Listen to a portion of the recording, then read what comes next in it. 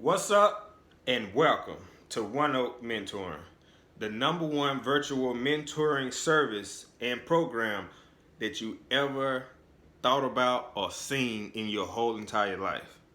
What's up, man? I hope y'all guys doing good today. Today, we're gonna be doing another little subsection of this channel. Basically, it's called Teen Tales. This is where I basically let y'all know, certain stories, from my teen, back when I was a teenager and stuff like that. Basically, just to let you guys know, I'm not perfect. I'm human. I've made mistakes. I've done a lot of dumb stuff that teenagers do. So, y'all guys just don't feel bad about it. So, the name of this story today is Armed Robbery at School. Yeah, I know that sounds crazy, right? Okay, so when I was in about, I want to say the seventh grade, Belton Middle School, you know, kind of like a country school, compared to bigger cities and stuff like that, man, very rural and stuff like that. So, but it was still a fun school, especially for a 12-year-old, So we used to have this shop class. I used to love shop, man. We used to do all kind of build all kind of stuff in there, man. It was a really good, class, to really take you out of the box. I was doing stuff in shop class that I normally wouldn't even do outside of shop class. So one day we had this project that we had to do. We had to build a bridge, but we were building bridges out of toothpicks, right? So I forgot the teacher's name, man. He, talked real slow, but he was cool, but I don't know. He's someone that a lot of people probably wouldn't even pay attention to. So anyway, so we building these bridges. They gave us glue. We got toothpicks and we got little razors. To cut the toothpick and manipulate it. Building a bridge. You know what I mean, man? Y'all know how to build a bridge. So anyway, so we doing that, we cutting our little toothpicks and we all had certain groups and things. So I'm in my group, and when I was in school, I like to laugh. I like to cut up, not to where I get in trouble, but I like a good laugh, but who doesn't, right? So while we doing this project, I'm, I had to go to the restroom or something. So I thought it would be fun, a funny idea, well, I'll just tell y'all what I actually did. So when I'm going to the bathroom, I had the razor with me. I had the razor in my hand. Now I know y'all already thinking, man, this is not gonna end good at all, right? But just stay with me, stay with me. So I got the razor in my hand, so it's kind of cuffed. So I walk up to this kid. He's probably sitting, like, he's kind of sitting close, right? So I got the blade and I walk up to him. I say, hey man, give me your money. Give me all your money. Now the reason I say give me your money is because what I forgot to say when I was talking about the stuff they gave us, we had like imaginary money, or we had like money that we had to spend on the project. So, I was just goofing off, man, just being me. So I came up to, I said, man, give me your money, man. Give me all your money.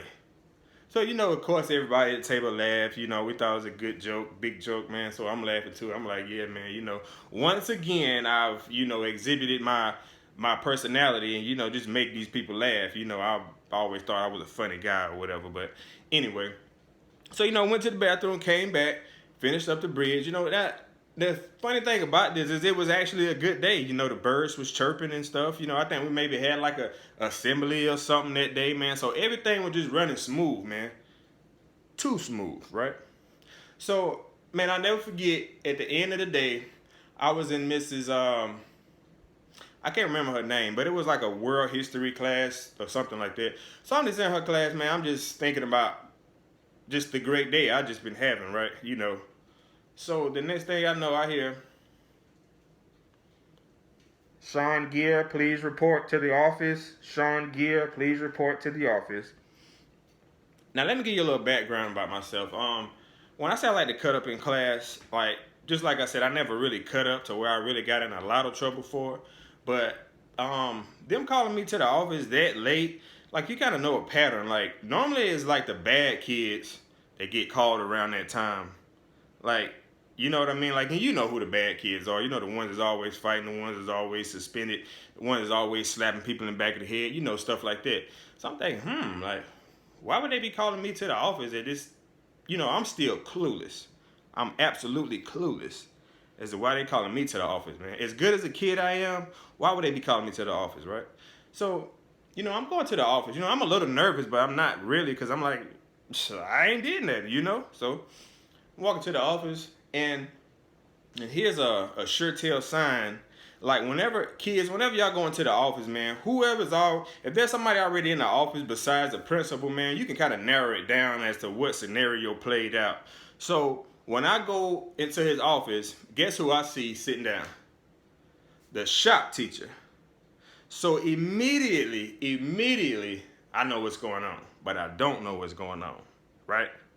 So I'm like, oh man, this had got something to do with shop, man. I don't know if, like, man, I'm thinking about the razor thing, but I'm just like, what did I do wrong? I mean, I didn't hurt nobody. I didn't carve them up. Now, if I would have did like Jason Voorhees, and sliced them up or something like that, I could understand that. But anyway, so when I walk in, I sit down, and the principal proceeds to tell me that there was a report made that I threatened a student with a blade.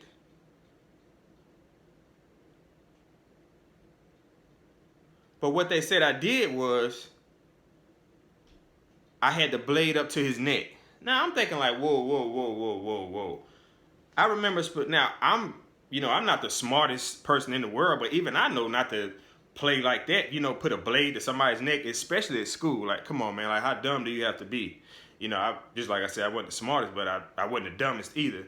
So I'm just sitting there, and I'm like, no, I didn't do that, and this, and that. But when you say you didn't do something, and there's already 2 or 3 more people that saying that you did do something, that's pretty much case closed, man. So I'm still kind of confused because I remember when I did it, the whole table just laughing, right? So that's why y'all got to always be aware of your surroundings, what's going on. Everybody's not your friend. Even though to think back now, yeah, that was stupid to do. But I think it was, I think that kid put more of a spin on it. You know what I mean? Like, to really, really try to get me in some serious trouble. If some stuff like that happens now, or if some stuff like that is alleged now, you can be 110% that they got a place for you, man. They got a place for you. And if you don't know what that place is, man, just give it a little more thought. Just give it a little more thought, and you'll be able to figure it out. I promise. So back to the story, man. So I'm just sitting there. I'm like, oh wow, like I've never really been in any big time trouble. I've never been suspended or anything like that. So the principal looks at me and he was like, well, we're gonna have to suspend you for 3 days. 3 days? Now, let me break this thing down to you. There's like a disciplinary system, right? Well, back in the day, I know y'all young and stuff, but back in my day, there was a disciplinary system. It normally started off with demerits, man. 8 straight is like ISS or possible suspension, but you get demerits, 2 demerits, 4 demerits here. I think once you got to like 12 demerits, that was like ISS, which is like in-school suspension or something like that, right? But if you get 8 straight, it's like automatic ISS or, out-of-school suspension.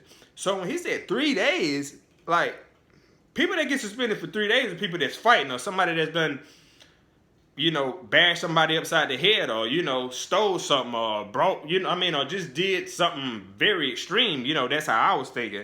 So I'm like, 3 days? Oh, man. So, but it never dawned on me.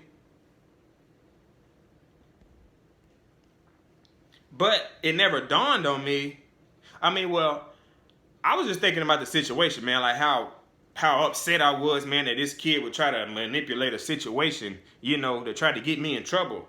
But then it dawned on me, I got bigger problems.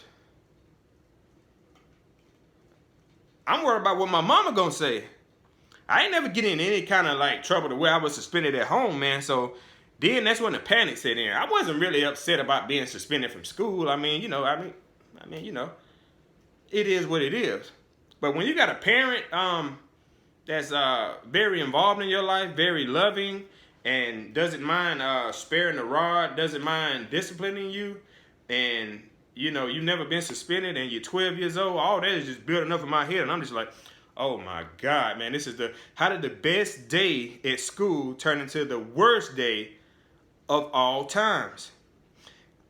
And guys, back then, I was an equipment manager, you know, for the football team. I know to some of you people, you know, that might sound like, you know, something very, you know, sophisticated or nothing like that. But basically, it was just me like being a water boy. I just wanted to be the water boy because we had a store really close by, and I could stay after school and I can walk to the store. I can kind of be free, you know.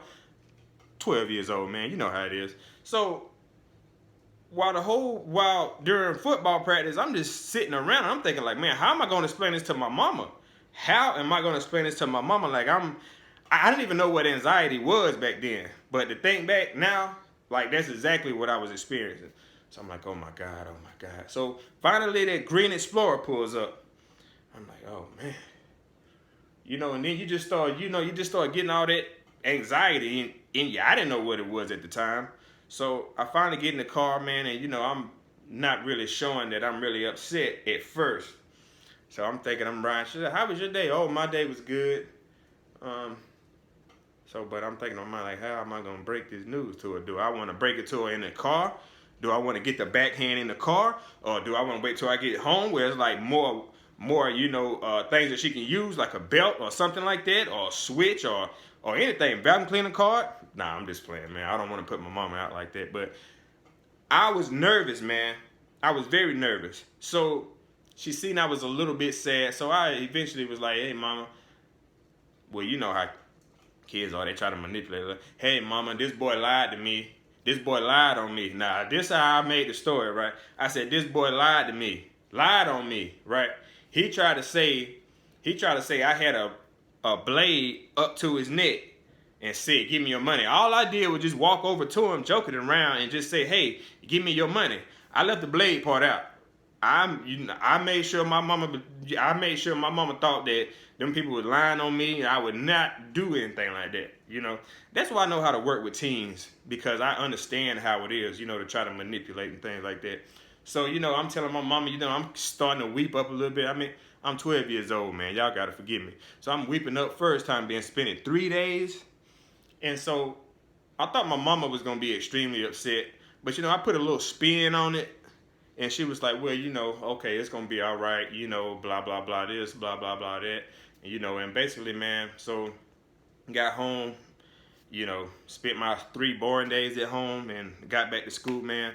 But the main thing is, the moral of that story is, well, there's 2 morals. The first moral is, man, you just because you're playing, you got to think about how you're playing. Everybody don't play the same way you play.